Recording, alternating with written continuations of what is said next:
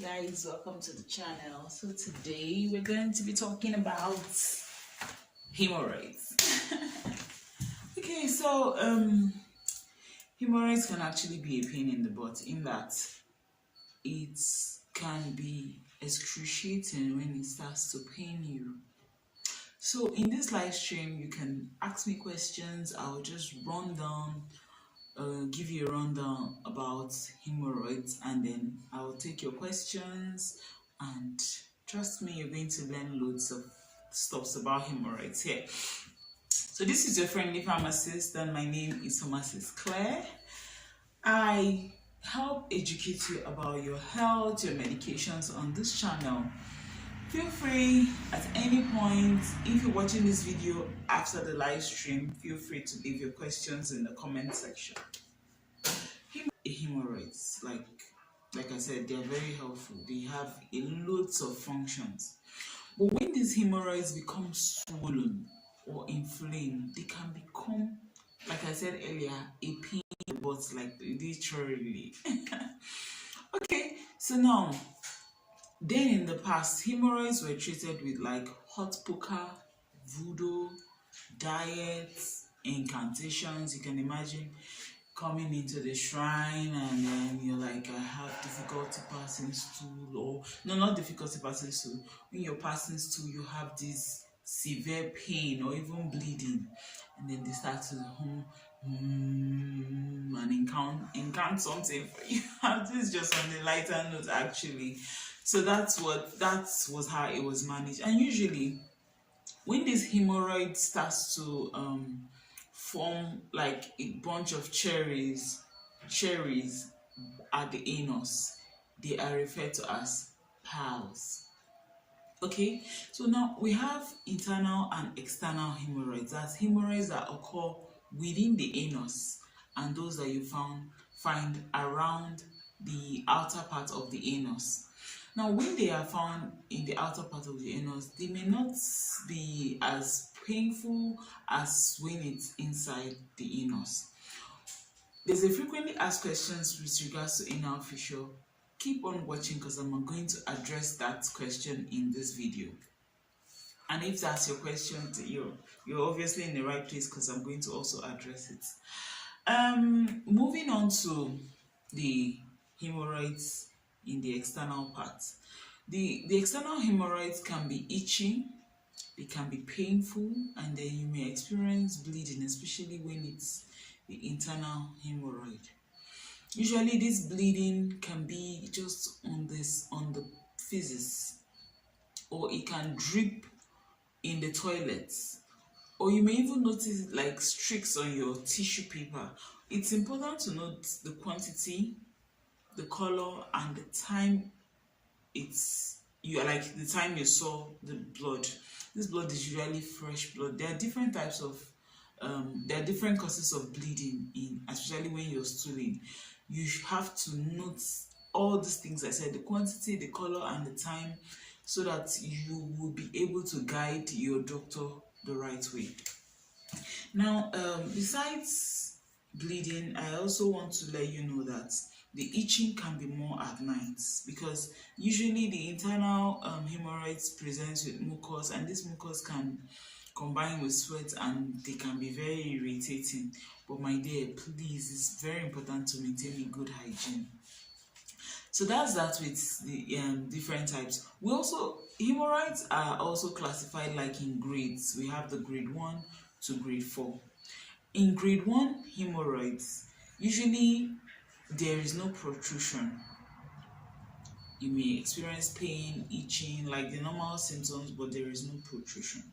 Now, in this grade 2 hemorrhoids, there may be protrusion, but at rest time, like when you are, not straining or not pulling, this protrusion of the hemorrhoids just goes back on its own.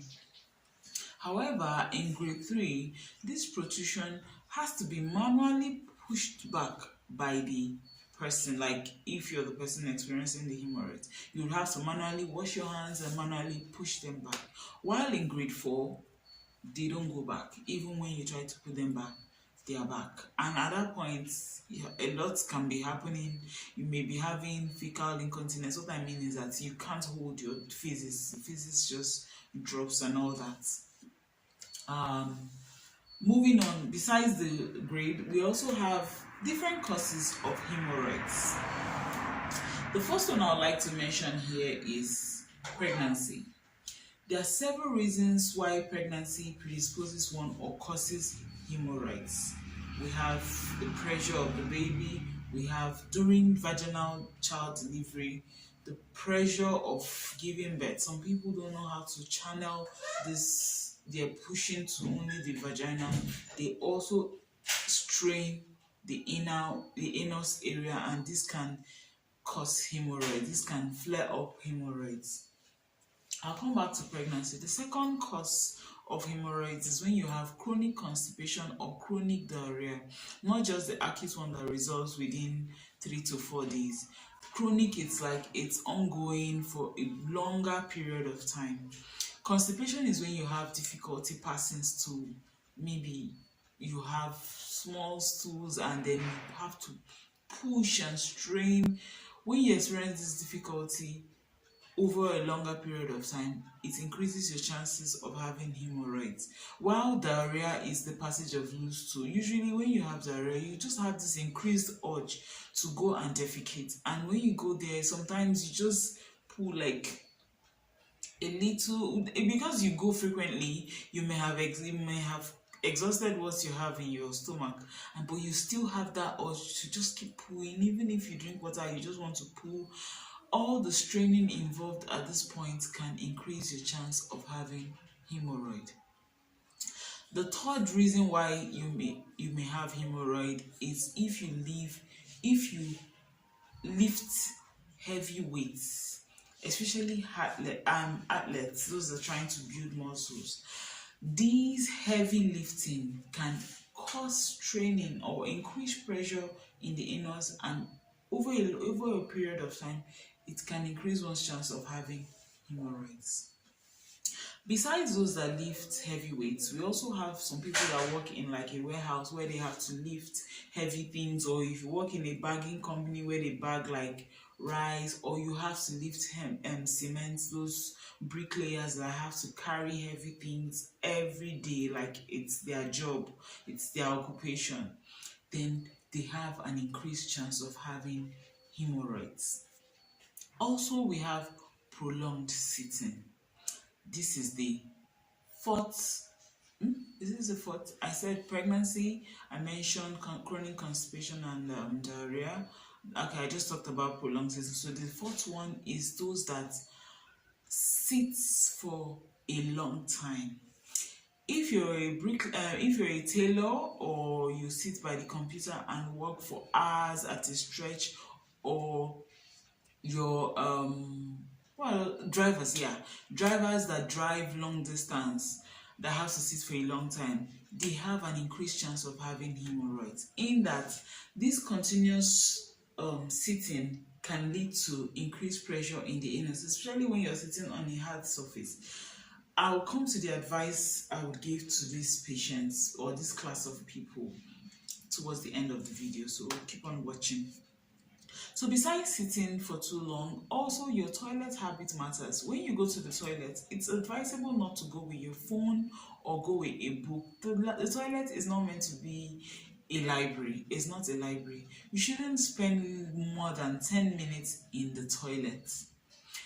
Usually it's advised to go when you have the urge. Don't just go to the toilet when you don't even feel like defecating. You just feel, okay, I've not pooped today, let me just go there and press my phone and see what happens. No.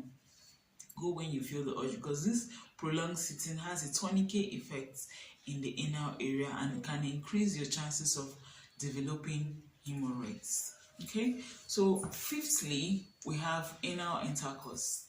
As we all know, when you keep visiting that area with different shapes and sizes and increasing the pressure in the area, this increases your chance or can cause hemorrhoids. We also have low fiber diets, my kids. So low fiber diets can make you produce small stools that can be very difficult to pass, which means that you have to pass the stool with a lot of pressure. The seventh cause of hemorrhoids are aging. Now, we age, these structures, your pelvic structures start to weaken, and this can lead to prolapse and eventually hemorrhoids. The eighth thing, I don't want to forget anything. I've mentioned vigorous. Have I mentioned vigorous training? Yes, that's the 8th point.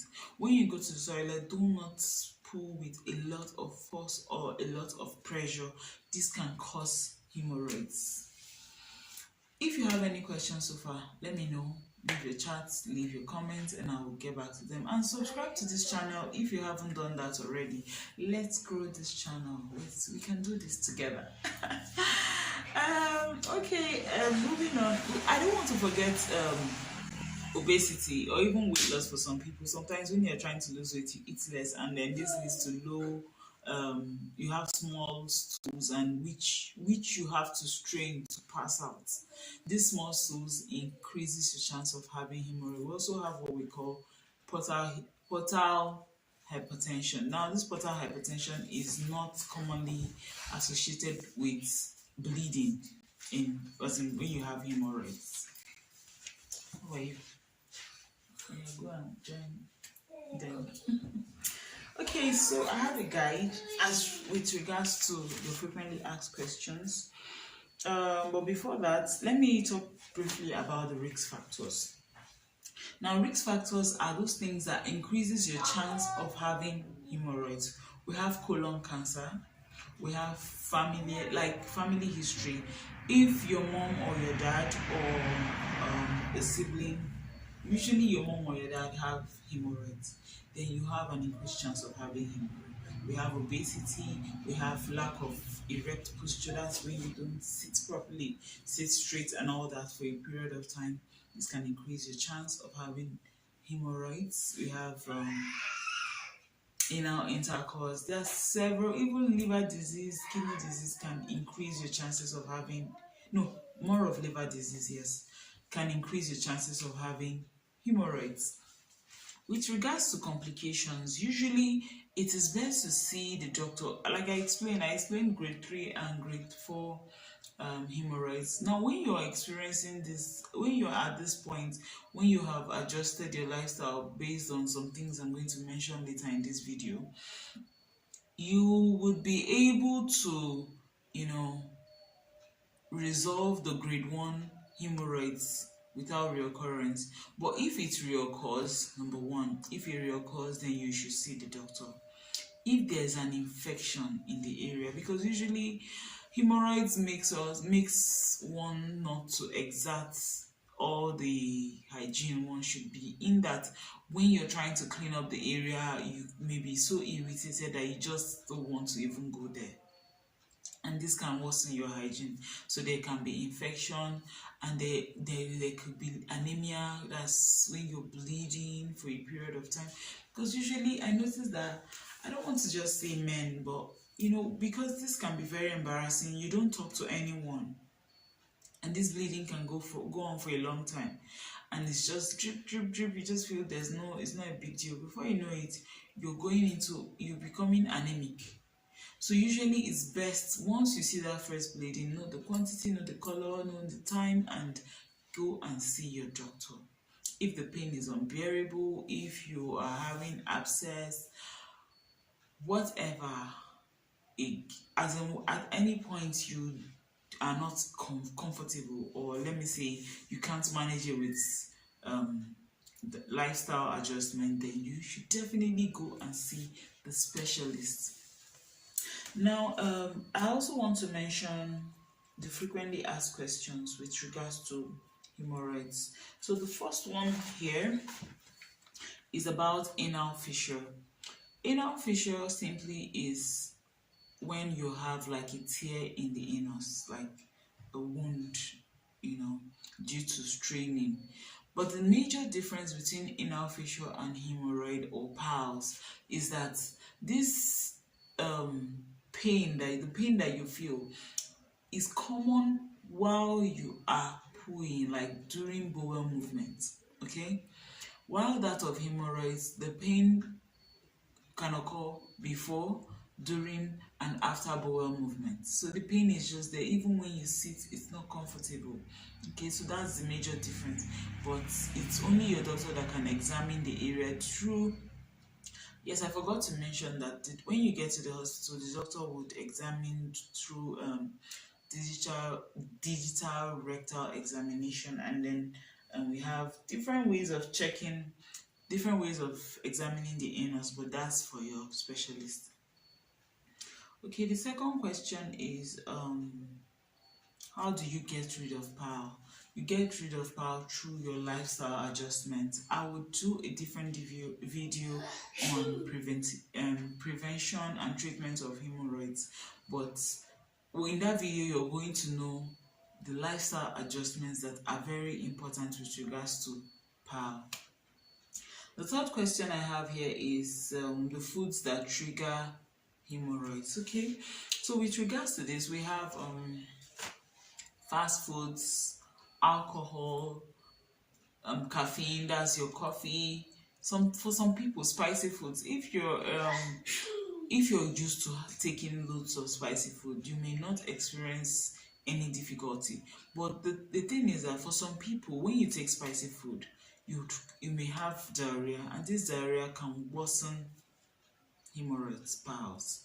So I hope this video has been very helpful. I hope I've answered some of your questions with regards to the symptoms, the causes, what hemorrhoid is, the complications, when to see your doctor, and some frequently asked questions. Thank you so much. I will see you in my next live stream. Bye.